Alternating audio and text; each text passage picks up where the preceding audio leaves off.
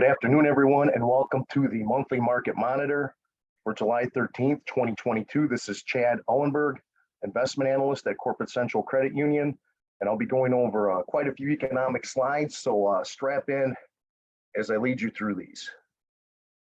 Taking a look at the unemployment rate, held steady from May to June at 3.6%.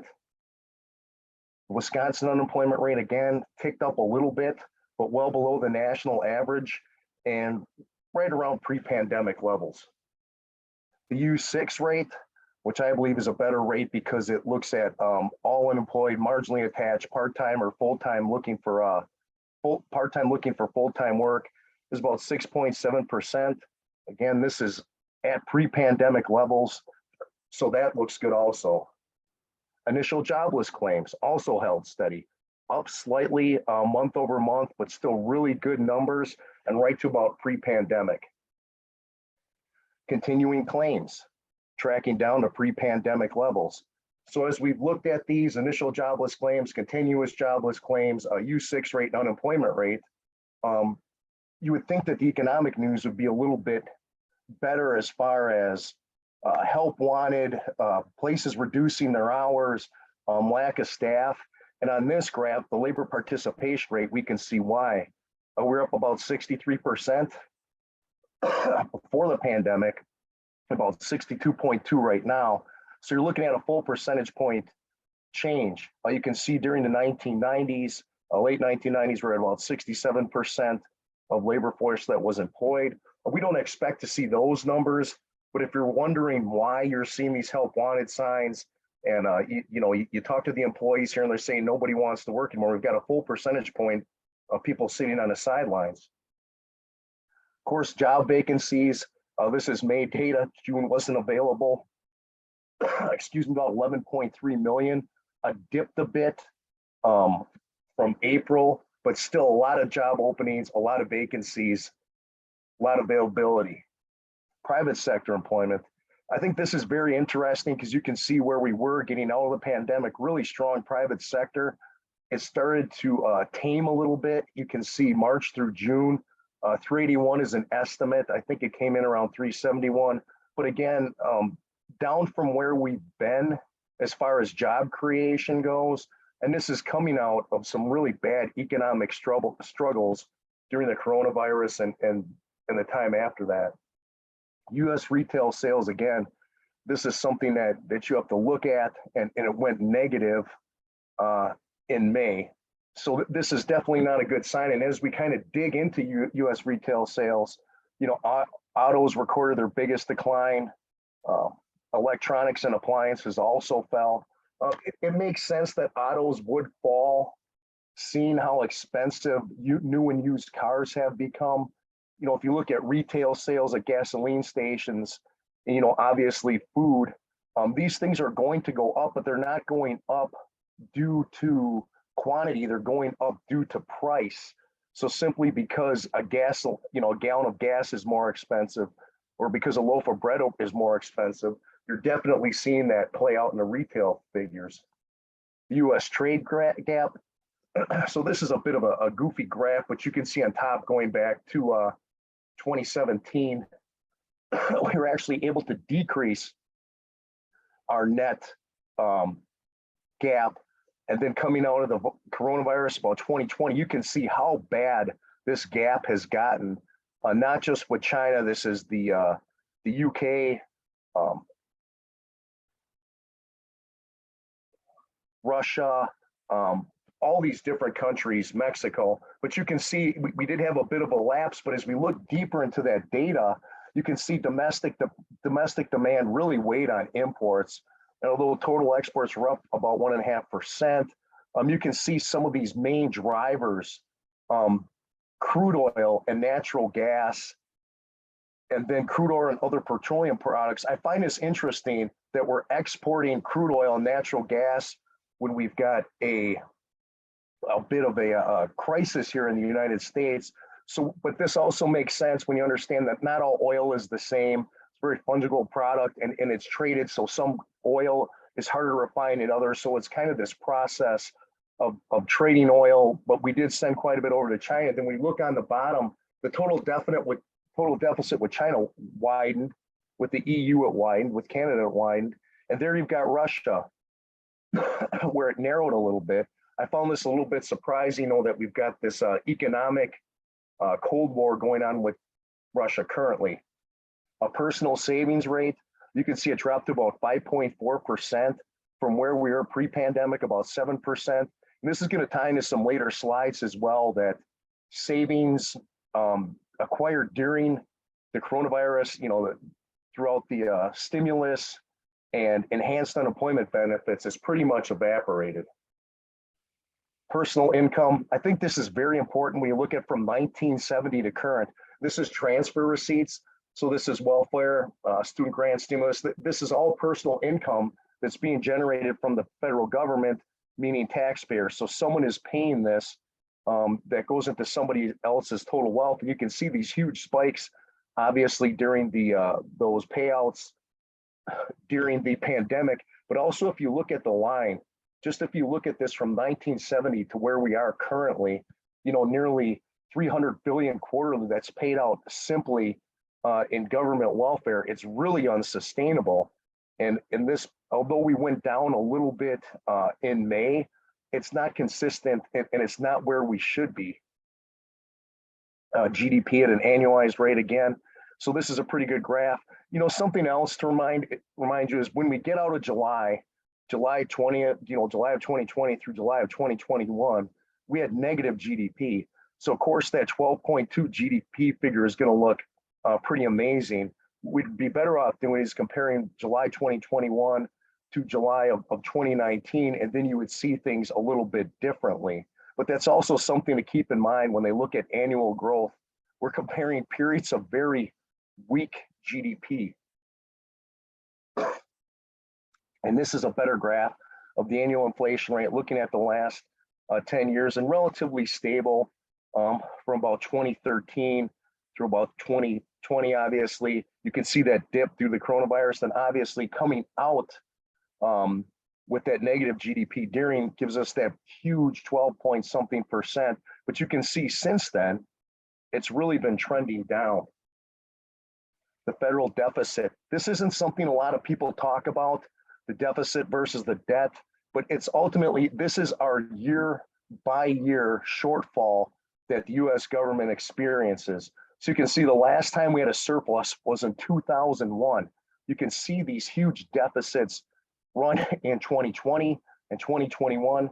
And of course, the deficit ultimately leads to larger debt and that the government has to finance. The debt to GDP ratio is currently 125%. So what that means is everything that the government can possibly take in is now being spent on debt. And then we have to borrow on top of that to pay off the debt. You can see since about 2012, we're at 100%, and now currently rose above 125 to about 125% now. I think it's interesting to note that you had these from about 1972 to basically about 1990, you had a very small debt to GDP that was financed at relatively high rates. Since the 90s until currently, we didn't have that kind of inflation. So we were able to finance the debt at a low rate. But now we're in a situation where you've got a lot of debt, over 125%, obviously, and now you're trying to fund it at a much higher rate. This is an incredibly dangerous situation that we find ourselves in now. Also, dovetailing on that is US total household debt. And I think what's interesting is this kind of covers the coronavirus years. And you can see that household debt has been on this slope for quite some time, since this is a 5-year slope, and it really gives us a good view. We heard all about the coronavirus savings, we heard all about the money, and obviously people did save some money. I think that it was about 32% at the time, but you can see that didn't really affect the overall slope of this curve. And just from the first quarter of 2020 to the first quarter of 2022, so that's just 2 years, that's $1.5 trillion US households that have added. And when you think about how much cars have gone up, houses have gone up, These are things we'll touch upon, but you can see not only is the US government leveraged, households are leveraged as well.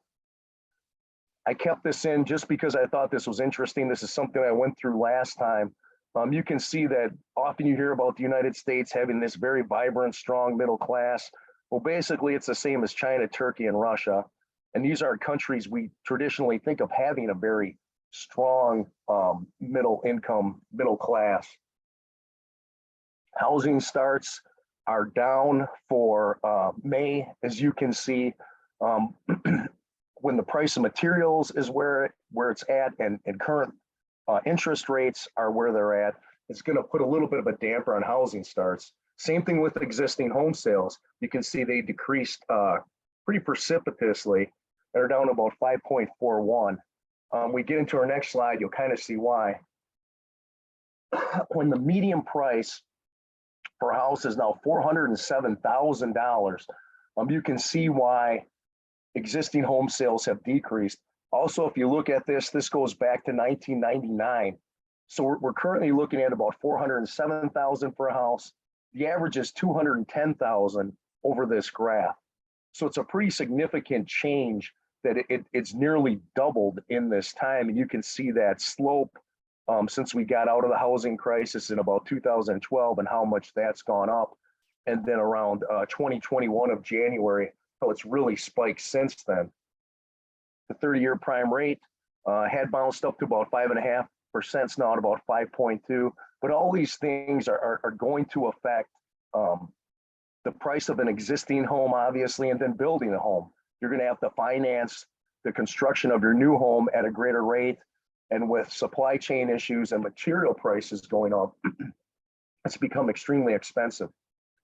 The MBA refinancing, anybody, with the exception of the 3Ds, death, divorce, and dislocation, anybody who has financed has refinanced. You're not going to refinance at 2 or 3 points at an 8% or a 5%, excuse me, unless it's one of these three categories. I kept this in just to kind of show us a timeline for the conversation, for this discussion, because when I'd run this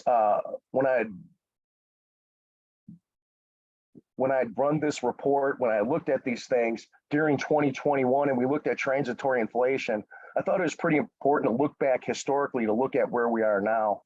And as you can see, these are some of the quotes. Obviously, Fed Reserve Powell said it's transitory, not persistent, it's going to be short-lived. And both Yellen and Powell said they expected the US is entering a high period of inflation, but it'd be transitory. Later, about midway 2021, Yellen said that there would be high annual rates of persistent throughout the rest of the year. I thought it's important to contrast that with what we've heard this year. As early as March, Jay Powell said that he had widely underestimated the severity and persistence of supply chain challenges and also inflation overall. And then the second quote that you can read, I just thought it was interesting how he refers to being a low inflation regime and then possibly a higher inflation regime. We're seeing inflation that we haven't seen since 1981. So I don't know what his interpretation of a high inflation regime is, but it's not looking very good. And then you look at Secretary Janet Yellen, again, very uncomfortably high inflation. And this quote also, I think I was wrong about the path that inflation would take. And then her final quote, I do expect inflation to remain high, although very much hope will be coming down now. So you can see the contrast in a very short amount of time from what we'd heard from the experts and Chairman Powell, Treasury Secretary Yellen, and just how much they reversed course. I thought this was an interesting slide, and this isn't something that should be directly quoted. There have been some changes, and the point wasn't to show the top 10 richest counties in the United States or the top 20. It was just to show the amount of wealth that lies within DC. And I think that often you've heard people say that your elected representatives go to DC and they kind of lose touch with the people around them. Well, it could be said the same for our bureaucrats, the Jay Powells, the Janet Yellens, who live in a very different community than we do. And basically what they do is based on academic models. And academic models are great. We certainly use them at Corporate Central, but we also validate our models and revalidate. We have models to validate models. And if we're off by as much as 20 basis points from our model to where our projection is and what ends up being, this is something that we go back and look at in depth. And if we ran our models with the inaccuracies that the Fed did, our whole investments department would be out of a job. So I think this is a great chart. It's a little bit busy. I apologize because the June data was released today.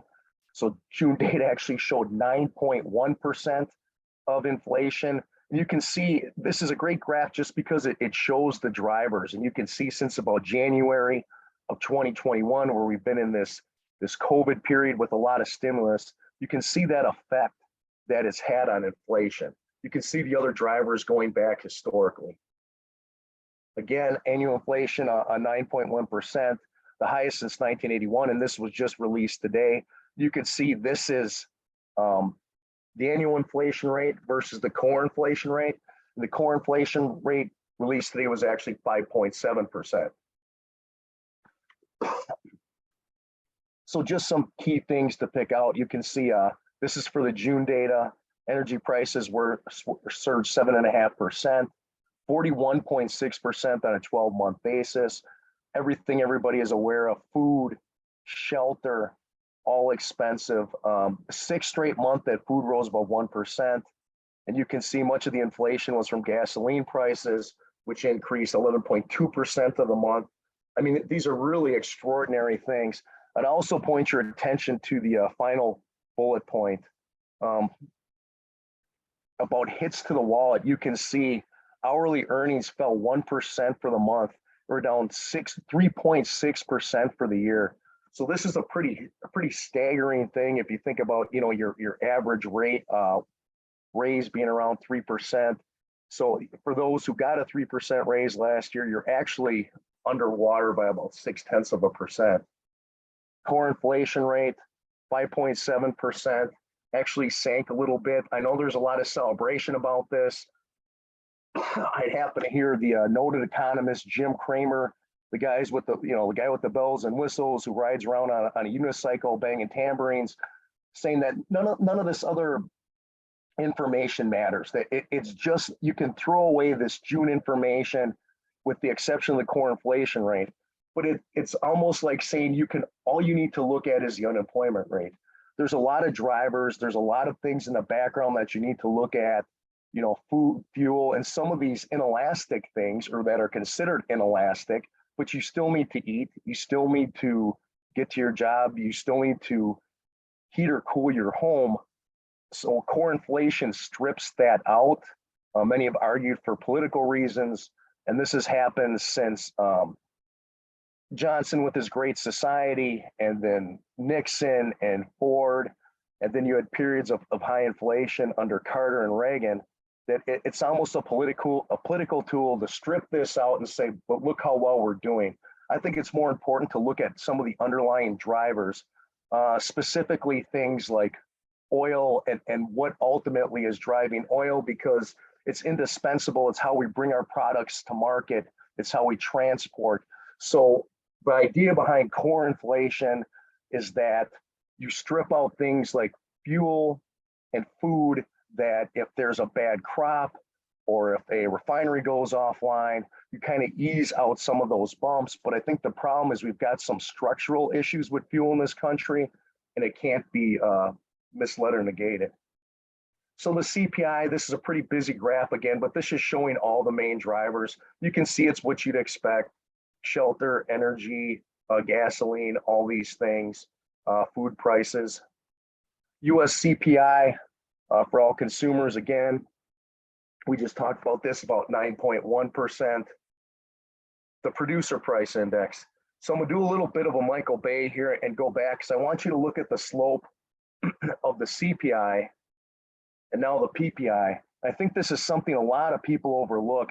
You can see that slope of the PPI is much steeper than what we had seen previously. And what this tells us is that the producers haven't been passing their costs along to consumers. So as long as you see this almost vertical line going up, you can't really expect prices to drop. We're going to need this to ease or subside a little bit, because this is, people think of it as a lagging or a leading indicator. It's actually a bit of a lagging indicator. See, now producers haven't funneled their costs onto consumers. Oil. I included this not because people don't understand how expensive oil is, but just to talk a little bit about oil is not only the price you pay today, but it's the expectation of where prices are going. Much like, you know, the forward curve, or when the Fed, you know, the treasury rates, and obviously the treasury rates forward curve, these are things that they look to the Fed to lead on and to get their guidance from. But ultimately, it's the future expectation, it's the current expectation of future rates. So we look at oil that's down to about $104 a gallon from 120 just a little bit earlier. It's about, you know, a $28, $27 difference. However, if we look at where we were in June of 2021, about $60. So not quite double, but nearly double. But it's important to realize that short-term decisions that are made, like releasing the oil reserve, aren't going to have that much of an impact on the price of oil, because there's other long-term considerations. And this is where I talk about some kind of structural problem, where we have more people consuming than we have producing. We're not bringing new refineries online. If you extend this to all energy, fewer pipelines, we're not bringing natural plants online. So you've got a real structural issue. And when you strip these out of core and you don't focus on them, it's when you really begin to have a problem, because you're not understanding the drivers. The Fed update, again, I just draw your attention to the red.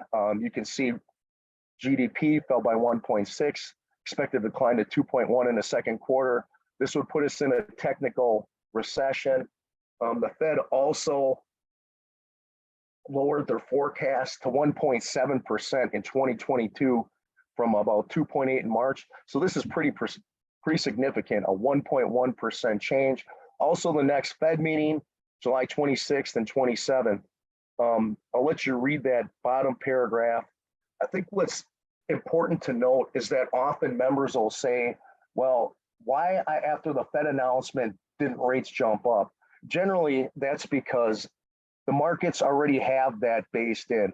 As you can see in one of these paragraphs, traders already priced at 0.75 point percentage for July. So that's kind of the reason why you won't see rates jump, because where the markets are proactive, the Fed tends to be reactive. The other thing of interest is you can see now that there's a 37% chance of a full percentage point. So this is going to increase your LIBOR and increase your curves leading up to the Fed announcement. And as we witnessed last time, I think there's a bit of a lower percentage. Rates actually jumped quite a bit before the announcement and then kind of settled back down. So when the market's looking at this, they are taking into consideration not only the 0.75 percentage, but also the possibility of a 1%. Plot odds. I thought this was extremely interesting, because if you look at just how much projections have changed since the end of 2021 to where we are now, obviously you can see the steepness of the curve on top, you know, this kind of general steepness with a high of around 2.5% for the long term. You can see the Fed has been forced to move much more quickly, already at about 2.5. But of interest is the longer term is still about 2.5%. That's the Fed's goal. That's what they ultimately want to achieve. The yield curve month over month, you can see a little bit more steepness in the front of it in the in green. And then you can also see at the longer end, a little bit of an inversion from the 2 to 10 year in some of those ranges. Year over year, again, you can see on the bottom how many basis points you picked up in the last year, which is pretty significant. At the 2 year is more about 275. But again, you can see the steepness of the short-term curve. And then if you go back 5 years, actually you're in a better position. The rates weren't you're looking at for the 2-year about 170 versus 275, so a bit of a change. 2-year treasuries, again, if you look at that spike, that is right before the Fed made their announcement. You'll probably see the same thing again with the rumor, the expectation, the anticipation at 37%, who believes that it will be a 1%, not 3/4 basis point. Same thing for the 10-year, that's now around 298. Swaps have remained healthy, very strong, very elevated. Overnight SOFR rate, about 153. And here's LIBOR moving up in anticipation of the Fed hike. So again, to pull Michael Bay, you can see SOFR is at 153 versus LIBOR at 196. So SOFR is the preferred replacement for LIBOR. So ultimately what you're going to see, you've got 153 versus 196. Ultimately, you'll see SOFR plus some spread when it ultimately replaces LIBOR. Same thing with 3-month LIBOR, trending up in anticipation of another hike. Interest on excess reserves at 165. A little bit of current events. Obviously, Russia and Ukraine, which has roiled markets a little bit. January 6th committee, porous southern border. China's economy, which is expected to slow in 2022, they've had a number of really stringent lockdowns, and it's really disrupted their growth. The COVID update, this is a projection from the CDC. And here is the actual data from the CDC. Again, a little bit of discrepancy from the actual data and the models. This is what kind of concerns me about these academic models and who's validating them and who's verifying them. But you can see that the new cases per day is relatively flat. We'll expect this to go up a little bit at the end of summer when students go back to school, and new deaths per day also relatively flat. This is all I have for you today. I'd like to thank you for joining us. I don't see anybody with any questions, but if you want to email me, there's my email address. And all this information, I like to say, is that's why we post everywhere we can find it. There's no political agenda here. You can validate and verify this for yourself. Thank you.